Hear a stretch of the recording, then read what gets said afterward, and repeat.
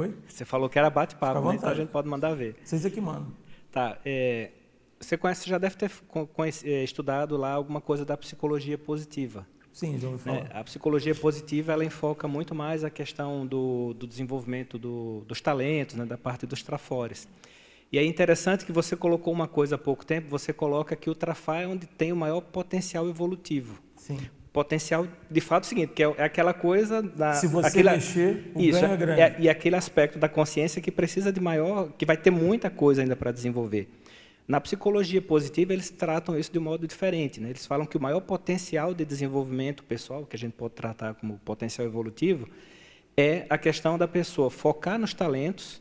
E ali, porque ali é o seguinte, como ela já tem uma curva de aprendizagem rápida, ela já tem alguns aspectos mais desenvolvidos, eles colocam até aquela questão da teoria da corda, né? Se eu levantar aqui por onde já está mais alto, aquilo ali vai puxar todo os o outros. resto para mais Então, alto. como é que você vê isso? Porque até na minha experiência, o que é que eu vi? Eu tenho muito esse processo ainda de dramatização do trafar. Né? Trabalho essa questão, já desdramatizei muita coisa do que eu tinha até hoje, mas eu percebo também que isso é um movimento que é geral do nosso grupo. Eu estou para defender uma tertúlia que fala sobre o processo de pesquisa, o verbete, que fala da pesquisa do Trafor, e o que é que eu vejo na turma no geral, e até na experiência lá na repreendência que eu tive. O pessoal tem um processo de dramatização muito grande, vê o Trafar como uma coisa muito negativa, foca nesse negócio e se afunda.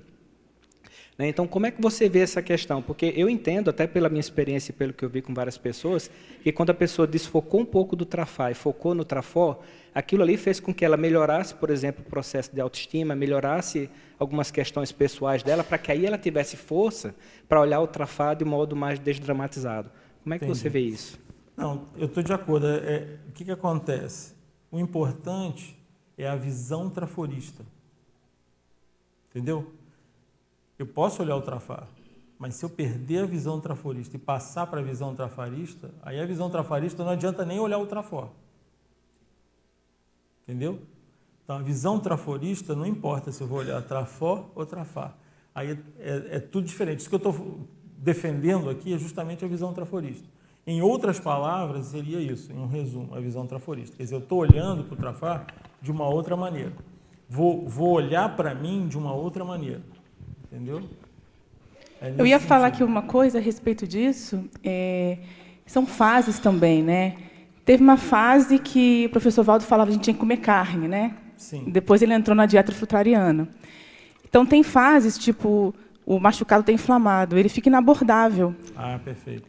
E aí você não pode abordar ele, porque está inflamado. É igual uma cirurgia. Você não pode fazer cirurgia quando há inflamação e infecção. Tem que sanar aquela questão. E aí eu vejo que, assim, enquanto está muito inflamado, você tem que tentar focar num ponto positivo, porque senão você se afunda mesmo. Mas eu concordo que, às vezes, é difícil, com a visão trafarista, você abordar o trafor. Né? A pessoa fica puxando o trafar. Mas, de qualquer forma, eu entendo como fase, porque tem fases da pessoa, ela já pode abordar o trafar com a visão traforista, que é a condição positiva que você trouxe. Exato. Entendeu? Então, em que fase cada um aqui está. Ela chamou a atenção para uma coisa interessante que a gente fala bastante, que é a inflamação dos trafares, que tem a relação com esse processo do drama que você estava falando, a dramatização e tal. Então, quando fica dolorido, que às vezes é difícil até da gente abordar, da gente falar, é o ponto principal da desinflamação. E a desinflamação é isso, é começar a repensar naquilo ali para poder tocar, para diminuir a carga sobre aquilo ali. A gente tem uma tendência a carregar as tintas, entende? Essa tendência a carregar as tintas, que é a visão trafarista. E a gente acha que aquilo ali é o...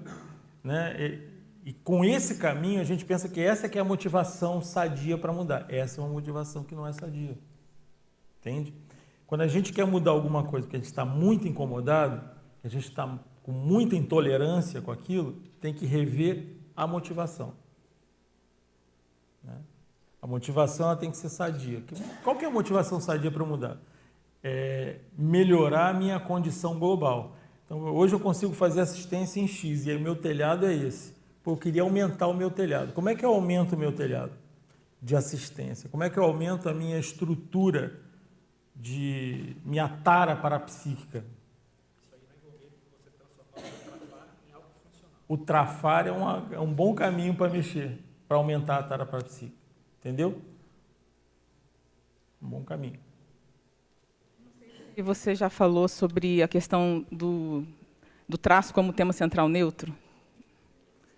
Não, mas pode falar, pode puxar. Quer puxar? Porque, bom, lá na Consa a gente tem uma parte lá do curso Teáticas, a gente faz a escala evolutiva e trabalha com os atributos. Então, a gente tem uma proposta ali que os atributos são todos positivos, né? E, na verdade, um trafar, ele é um traço desenvolvido. É a questão de mudar a motivação, a cosmoética.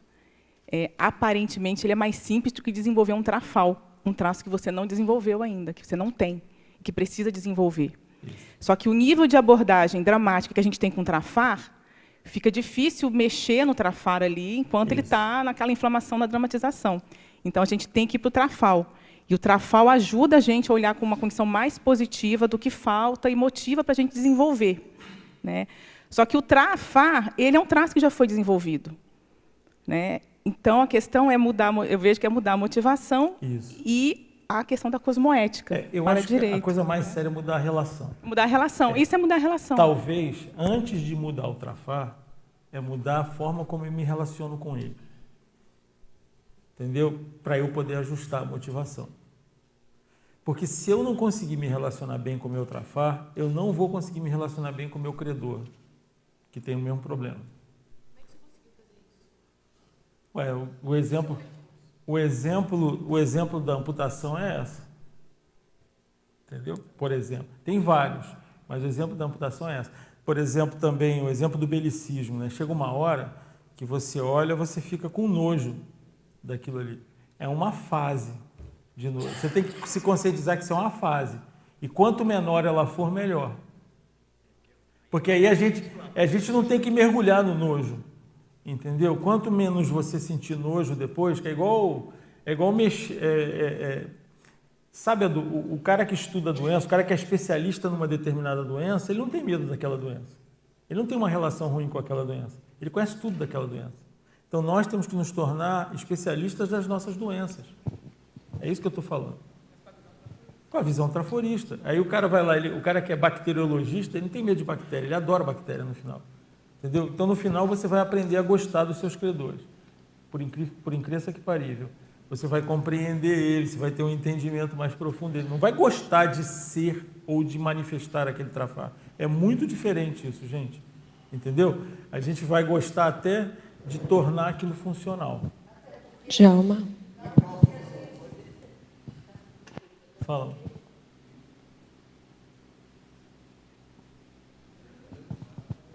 Ela não Até vai... porque... Fala. Não, ele não ligava. Até porque, da onde que vocês acham que vão surgir os nossos amparadores? Dos credores. É o que a gente transforma. Todo mundo acha que amparador nasce em árvore. Não é assim, não. Da onde ele veio? Normalmente... Então, é todo o processo, veio junto. É uma coisa interessante que ela está falando. O amparador da gente é quem já conseguiu transcender a relação de credor que a gente tinha com eles. Tá certo? Ele transcendeu o nojo da gente.